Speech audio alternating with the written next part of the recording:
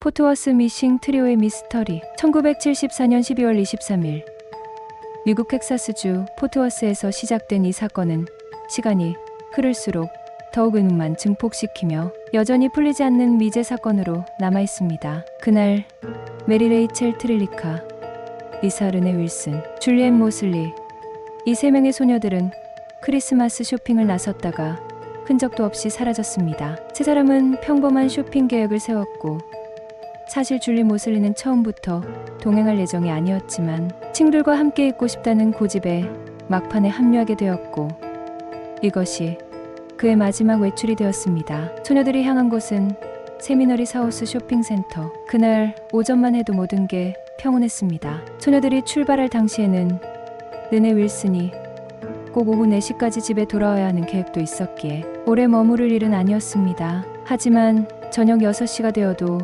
아이들은 돌아오지 않았고 가족들은 불안감을 느낀 채 쇼핑몰로 향했습니다. 쇼핑몰 주차장에서 레이첼 트릴리카의 차를 발견했을 때 그 안에는 쇼핑백이 그대로 있었고 소녀들이 오후에 차로 돌아왔던 정황이 확인되었습니다. 그러나 그게 마지막 단서였습니다. 가족들은 밤새 쇼핑몰과 주변을 뒤지며 아이들을 애타게 찾았지만 아무 성과가 없었습니다. 다음날 사건은 본격적으로 경찰의 수사선상에 올랐습니다. 그리고 그 무렵 레이첼의 남편 토미 트릴리카 앞으로 이상한 편지 한 통이 도착합니다. 잡을 거라는 건 알지만 도망쳐야 했어요. 휴스턴으로 갈 거예요. 일주일 뒤에 봐요라는 메시지는 소녀들이 스스로 가출했다는 듯한 내용을 담고 있었으나 가족들은 이 편지가 조작됐다고 굳게 믿었습니다. 무엇보다 레이첼은 남편을 항상 토미어로 불렀는데 편지에는 공식적인 이름 토마스 A. 트릴리카로 적혀 있었고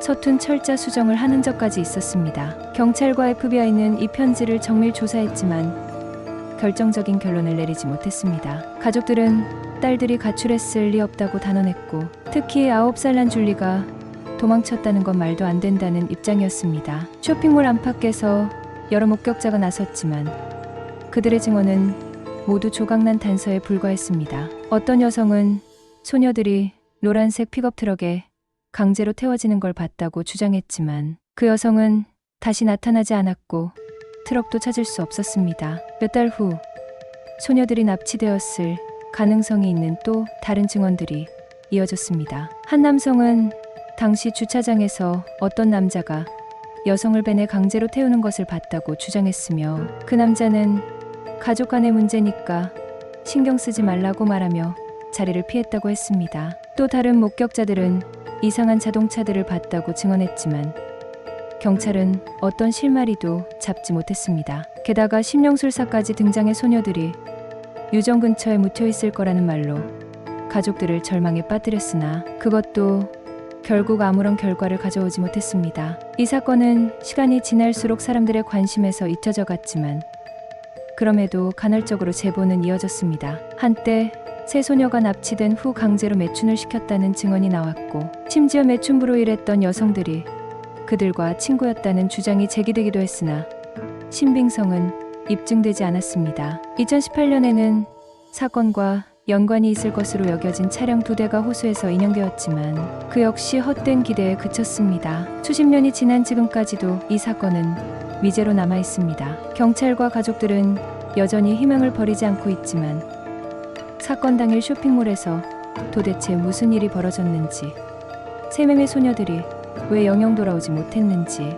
그 진실은 여전히 어둠 속에 묻혀 있습니다. 이 사건은 지금도 미국에서 가장 기이하고 슬픈 실종 사건 중 하나로 회자되며 사람들의 기억 속에 남아 있습니다.